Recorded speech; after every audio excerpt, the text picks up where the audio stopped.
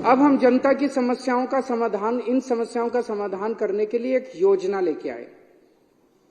One time settlement scheme. इस योजना में मोटा मोटा ये है भाई, पिछले 2, 3 साल, 4 साल जब से आपने बिल नहीं दिए,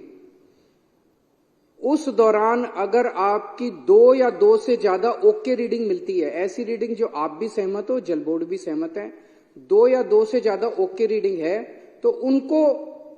मान लिया जाएगा, उसकी एवरेज ले ली जाएगी और उसकी एवरेज से बाकी सारे महीनों को मल्टीप्लाई कर दिया जाएगा। भाई आपकी एक रीडिंग आ रही है मान लो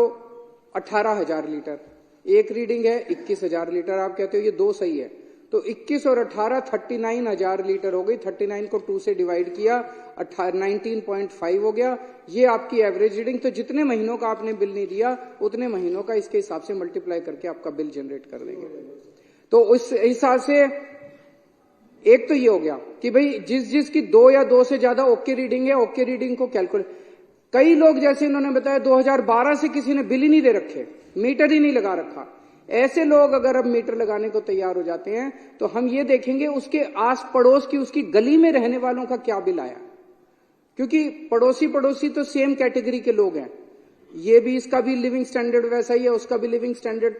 कच्ची कॉलोनी में रहने वाले का लिविंग स्टैंडर्ड एक जैसा है, झुग्गियों में रहने वालों का लिविंग स्टैंडर्ड एक जैसा है, रीसेटलमेंट में रहने वालों का एक जैसा है, वसंत विहार में रहने वालों का। तो हम ये देखेंगे कि उस गली के अंदर बाकी लोगों का बिल कैसे आ रहा है। तो नेबरहुड की स्कीम इसके अंदर है, जो गली के लोगों का जिस ट्रेंड पे बिल आ रहा है उसी हिसाब से इसका भी बिल मान लिया जाएगा।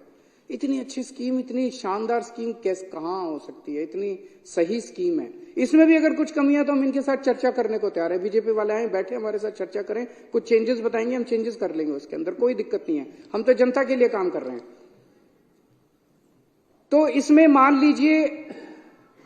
किसी का अब एवरेज आ गया 20,000 लीटर से कम,